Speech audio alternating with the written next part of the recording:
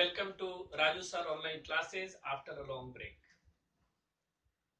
Break जरूरी था क्योंकि आप भी थक गए थे पढ़ते पढ़ते, तो मैंने सोचा कि थोड़ा सा ब्रेक दे दिया जाए तो आप में फिर से पढ़ने की एनर्जी आ जाएगी। तो चलिए, जहां पे हमने अपना लास्ट एक्सरसाइज छोड़ा था वहीं से फिर स्टार्ट करते हैं। तो हमने 8.2 तक अपनी लास्ट वीडियो में कंप्लीट किया था।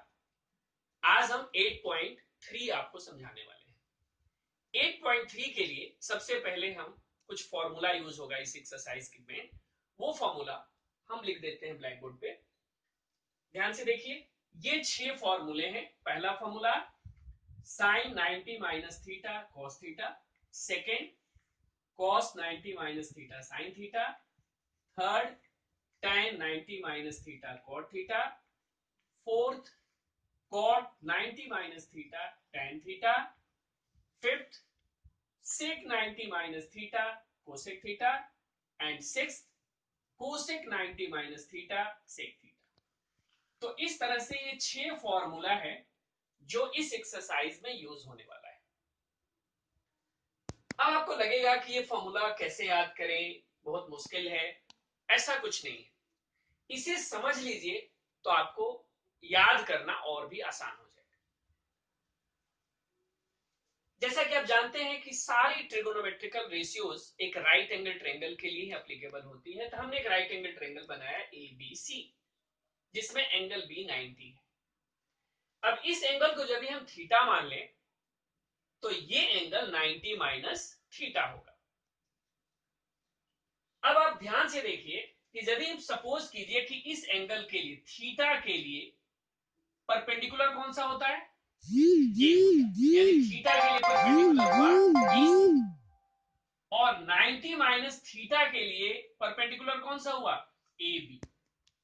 यानी जो साइड इसके लिए परपेंडिकुलर है इस एंगल के लिए, वो साइड बेस बन जाता है। यानी परपेंडिकुलर और बेस इंटरचेंज हो रहे हैं। यानी एंगल से आप देखिए कि थीटा के लिए जो साइड परपेंडिकुलर है वही साइड 90 माइनस थीटा के लिए बेस है। यानी बेस और परपेंडिकुलर इंटरचेंज हो सकते हैं कंप्लीमेंट्री एंगल के लिए। तो P अपॉन एच किसका फॉर्मूला है? एब्सोल्युटली राइट, साइन का फॉर्मूला है। तो P किस में चेंज होगा? B में। P चेंज होगा B में। तो P को यदि हमने चेंज कर दिया तो B अपॉन एच, और B अपॉन एच किसका फॉर्मूला है? कॉस का। तो इस तरह sine theta is equal to cos 90 minus theta. यानी साइन का जो चेंज होगा वो कॉस में होगा, इसीलिए ये दो फॉर्मूला ऊपर बना हुआ है, sine 90 minus theta cos theta and cos 90 minus theta sine theta. Clear हो गया कि ये फॉर्मूला कैसे आया? क्योंकि P B में इंटरचेंज हो रहा है, तो P अपॉन H उस एंगल के लिए वो B अपॉन H बन जाएगा, इसीलिए साइन किस में चेंज हो गया? कॉस में। उसी तरह देखिए, tan का फॉर्मूला होता है P अपॉन में B। tan का फॉर्मूला होता है P अपॉन में B।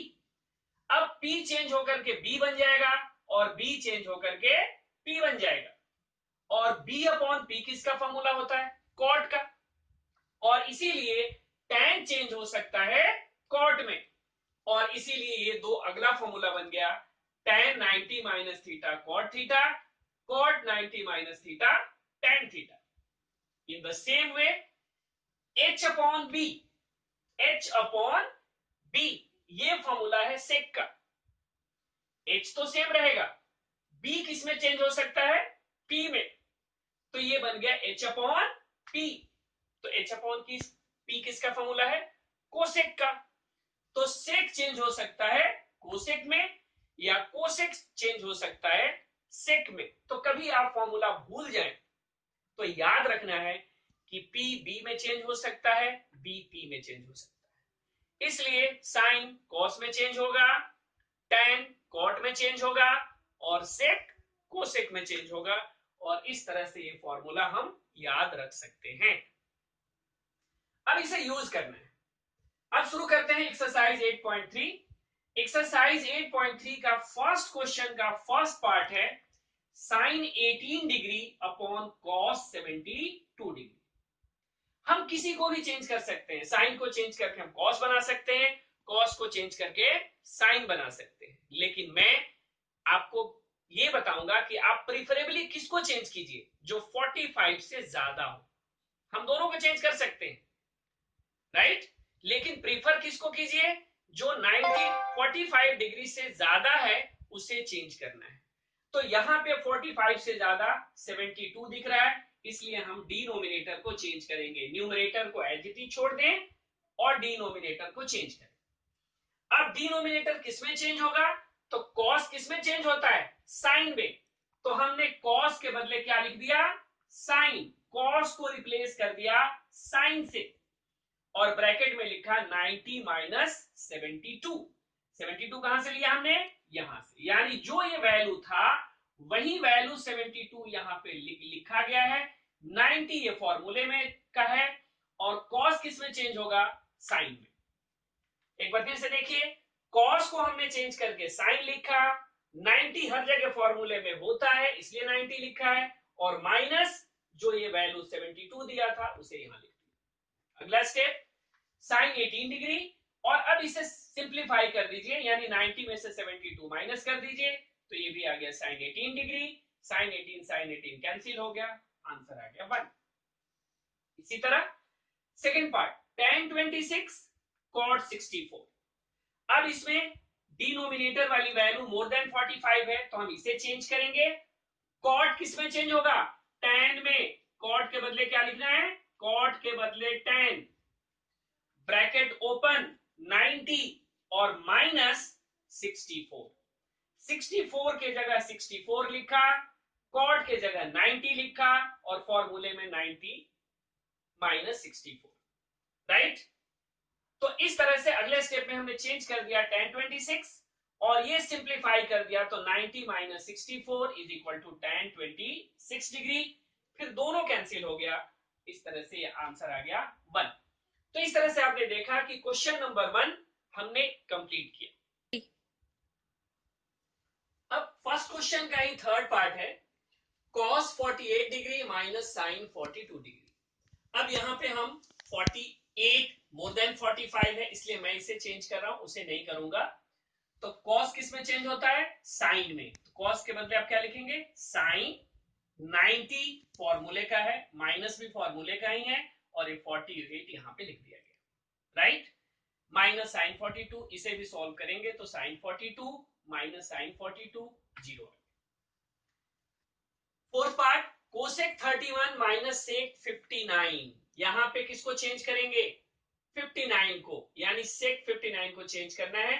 तो सेक किस में चेंज होता है, कोसेक में, और 90 माइनस 59 ये वाला लिखा, सॉल्व करके कोसेक 31, ये भी आ गया कोसेक 31, कैंसिल होके 0। इस तरह आपने देखा कि मोर देन 45 वाले को आप चेंज कर देंगे तो अपने आप क्वेश्चन आपका सिंप्लीफाई हो जाएगा, और इस तरह के मोस्टली क्वेश्चंस में आंसर या तो 0 आता है या 1 आता है। अब चलते हैं क्वेश्चन नंबर 2 पे। क्वेश्चन नंबर 2 में प्रूव करना है हमें। तो हमारा लेफ्ट हैंड साइड है tan 48, tan 23, tan 42, tan 67। अब ध्यान से देखिए, यहां पे सारे tan में है। अब मोर देन 45 वैल्यू कौन कौन सी है, ये वैल्यू मोर देन 45 है, ये वैल्यू मोर देन 45 है, इन दोनों को चेंज कर देते हैं। तो tan किस में चेंज होगा, cot में, तो cot 90 माइनस 48 ले लिया। ये किस में चेंज होगा, cot में, 90 माइनस 67 हो गया। सॉल्व किया, cot 42, tan 23, tan 42, cot 23। अब देखिए 23 में दो वैल्यू है, यानी tan 23 एंड cot 23। उसी तरह 42 में भी दो हैं, ये cot 42, tan 42।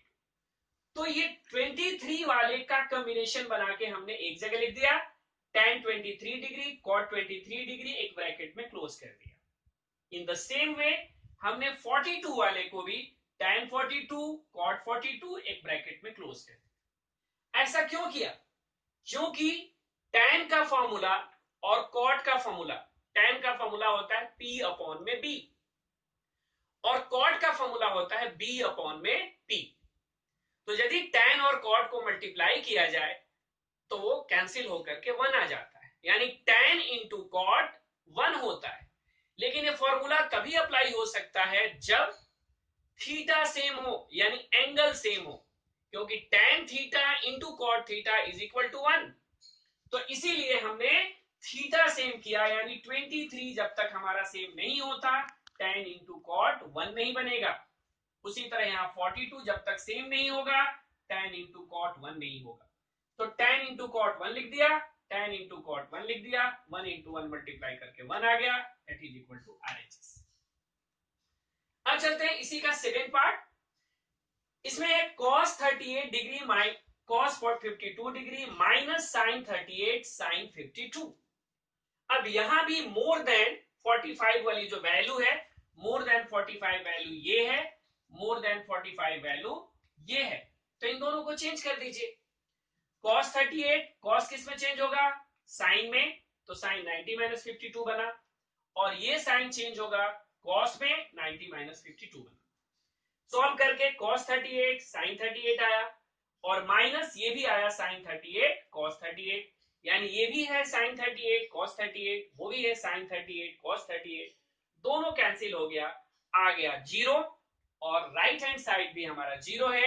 इस तरह से सेकंड का दोनों पार्ट हमने प्रूव कर दिया। चलते हैं नेक्स्ट क्वेश्चन की ओर। नेक्स्ट क्वेश्चन है हमारा question number 3। If tan 2a is equal to cot a minus 18 degree, then you have to find the value of a। यानी एक रिलेशन गिवन है tan 2a is equal to cot a minus 18 degree। यहां भी हम वही formula use करने वाले हैं। किसी भी एक को, चाहे आप tan को चेंज करें या cot को चेंज करें, तो प्रीफर कीजिए जहां पे सिंगल हो। जैसे यहाँ पे 2a सिंगल है, यहाँ पे 2 टर्म्स है, तो 2 टर्म्स में थोड़ी गलती होने के चांसेस ज्यादा हैं, इसलिए जहां 1 टर्म है उसे चेंज कीजिए। तो हमने tan को चेंज कर दिया cot में, tan के बदले क्या लिखा, cot। 90 ये फॉर्मूले का आता है, माइनस भी फॉर्मूले का आता है, और ये 2a यहाँ पे लिख दिया गया एज इट इज। यानी जो tan 2a था, बस हमने कोई चेंज नहीं किया, tan के जगह cot लिखा, 90 फॉर्मूले का है, माइनस भी फॉर्मूले का है, 2a के जगह 2a लिखा हुआ है, तो चेंजिंग समझ में आ गया होगा। Is equal to cot a minus 18 as it is छोड़ दिया। अब हम लेफ्ट हैंड और राइट हैंड दोनों को कंपेयर करें, तो दोनों से cot इलिमिनेट हो सकता है, यानी cot हम कैंसल आउट कर सकते हैं, लेकिन आप कैंसल करके प्लीज मत दिखाना, क्योंकि मैंने आपको बताया था कि sin cos tan बिना एंगल का यूजलेस होता है। तो ये cot सेपरेट नहीं है, इससे अलग नहीं है, उसी तरह ये cot इससे अलग नहीं है, इसलिए आप cot अलग से आप क्रॉस करके मत दिखाना। लेकिन ऐसे क्रॉस समझ सकते हैं, हमने दोनों साइड को कंपेयर किया, तो कंपेयर से हम कंपैरिजन से लिख सकते हैं कि ये पार्ट और ये पार्ट इक्वल हो गए। तो by comparing both side we get 90 minus 2a is equal to a minus 18, और अब इसे सिंप्लीफाई कर देना है। माइनस 2a और ये a इस साइड आया तो माइनस a हो गया, और माइनस 18 और 90 इस साइड गया तो माइनस 90 हो गया। Minus 3a is equal to minus 108, therefore a is equal to 108 upon 3, that means 36, यानी a की वैल्यू 36। अब चलते हैं क्वेश्चन नंबर 4। क्वेश्चन नंबर 4 में भी कंडीशन गिवन है कि if tan a is equal to cot b, then you have to prove that a plus b is equal to 90 degree। यहां भी सेम वैसे ही करना है, tan a cot b एक क्वेश्चन में गिवन है, इक्वल है, हमने tan को चेंज कर दिया, तो लिख दिया cot 90 minus a is equal to cot b। Comparing both side we get 90 minus a is equal to b। अगले स्टेप में a को आप इस साइड लेके चले जाओ, तो ये बन जाएगा a plus b, और ये रहेगा 90, यानी a plus b is equal to 90 degree, hence proved। Question number 5 बिल्कुल थर्ड की तरह है। क्वेश्चन नंबर 5 में sec 4a is equal to cosec a minus 20 given है। आप 4a को चेंज कीजिए, यानी sec 4a को चेंज करेंगे, sec चेंज होगा cosec में, फॉर्मूले का है 90 माइनस बी फॉर्मूले का 4a की जगह 4a लिखा हुआ है is equal to cosec a minus 20. If you compare both sides, you get 90 minus 4a is equal to a minus 20. अब हमने सॉल्व कर दिया माइनस 4a ये a इस साइड आया माइनस a 90 इस साइड गया तो minus 20 minus 90 minus 5a is equal to minus 110. Therefore a is equal to 110 upon 5. Cancel करके a की वैल्यू 22 डिग्री. अब चलते हैं क्वेश्चन नंबर 6 जो बहुत ही इंपॉर्टेंट क्वेश्चन है पेपर में कई बार आ चुका है इसलिए ध्यान से करेंगे. यहां पे क्वेश्चन में प्रूव करना है कि sine b plus C upon by 2 is equal to cos a by 2 होता है if a b c are angles of a triangle. यानी a b c क्या है एंगल ऑफ ए ट्रायंगल है. तो जब एंगल ऑफ ए ट्रायंगल है तो ऑब्वियस है ये प्रॉपर्टी फॉलो करेगा. तो हमने स्टार्टिंग में लिख लिया है कि there since a plus b plus c is equal to 180 degree angle sum property यहां लिख सकते हैं by angle sum property. तो यहां से b और c का वैल्यू निकाल लिया b plus c is equal to 180 minus a. अब इस रिलेशन को मैं इसमें यूज करने वाला. अब हमने लेफ्ट हैंड साइड ले लिया. लेफ्ट हैंड साइड था हमारा sine b plus c upon में 2. अगले स्टेप में हमने b प्लस सी को रिप्लेस कर दिया 180 माइनस a से क्योंकि b और c किसके इक्वल है 180 माइनस a के इक्वल है. तो 180 माइनस a अपॉन में 2. अगले स्टेप में इसको सेपरेट कर दिया तो sine 180 upon 2 minus a upon 2 क्योंकि ये कॉमन डिनोमिनेटर है 180 में भी आएगा और a में भी आएगा. तो यहां पे सेपरेट करके लिखा. अगले स्टेप में साइन ये 180 अपॉन 2 कैंसिल आउट होकर के 90 हो जाएगा माइनस a बाई 2. अब ये फॉर्मूला बन गया sine 90 minus theta is equal to क्या होता है कॉस थीटा. तो हम अगले स्टेप में लिख देंगे कॉस और हमारे थीटा की जगह क्या है a बाई 2. इस तरह से RHS आपका प्रूव हो गया. यानी यहां पे हमने a plus b plus c is equal to 180 जरूर यूज करना है क्योंकि बिना उसे यूज किए उस प्रॉपर्टी को यूज किए हम इसे सॉल्व नहीं कर सकते. अब आता है last question question number 7. Question number 7 में साइन 67 डिग्री और कॉस 75 डिग्री इनको एक्सप्रेस करना है. यहां पे जो एंगल्स दिए हैं दोनों वो दोनों एंगल मोर देन 45 है. तो क्वेश्चन में ये कहा गया है कि इन दोनों एंगल को लेस देन 45 में चेंज कीजिए. यानी आपको चेंज करना है. तो क्या करना है साइन चेंज हो जाएगा कॉस में और हम लिख देंगे 90 माइनस 67 और उसी तरह कॉस चेंज होगा साइन में 90 माइनस 75. अगले स्टेप में 90 माइनस 67 कॉस 23 डिग्री आ गया और साइन 90 माइनस 75 15 डिग्री आ गया. अब यहाँ पे ध्यान से देखिए ये दोनों एंगल की जो वैल्यू है वो लेस देन 45 है यानी आपको चेंज करना था. सिर्फ इस तरह ये बहुत ही इजी एक्सरसाइज था और ये इजी एक्सरसाइज आपने देखा बहुत आसानी से किया जा सकता है. और अब हम अगले वीडियो में 8.4 जो सबसे इंपॉर्टेंट और शायद बच्चे कहते हैं कि ये एक्सरसाइज थोड़ी मुश्किल है तो हम उसे अब स्टार्ट करने वाले हैं नेक्स्ट वीडियो में. 8.4 के पहले फॉर्मूला समझाऊंगा और फिर उसका एप्लीकेशन समझाएंगे कि इस फॉर्मूले को कैसे आप यूज करके उस एक्सरसाइज को भी आप कर सकते हैं. मुझे उम्मीद है कि आपको मेरी वीडियो अच्छी लगी होगी. तो प्लीज लाइक कीजिए, शेयर कीजिए, सब्सक्राइब कीजिए और फुल एनर्जी के साथ अब अपनी पढ़ाई शुरू कर दीजिए क्योंकि हर दिन आपके लिए एक नया एक्सरसाइज का वीडियो आने वाला है. Till then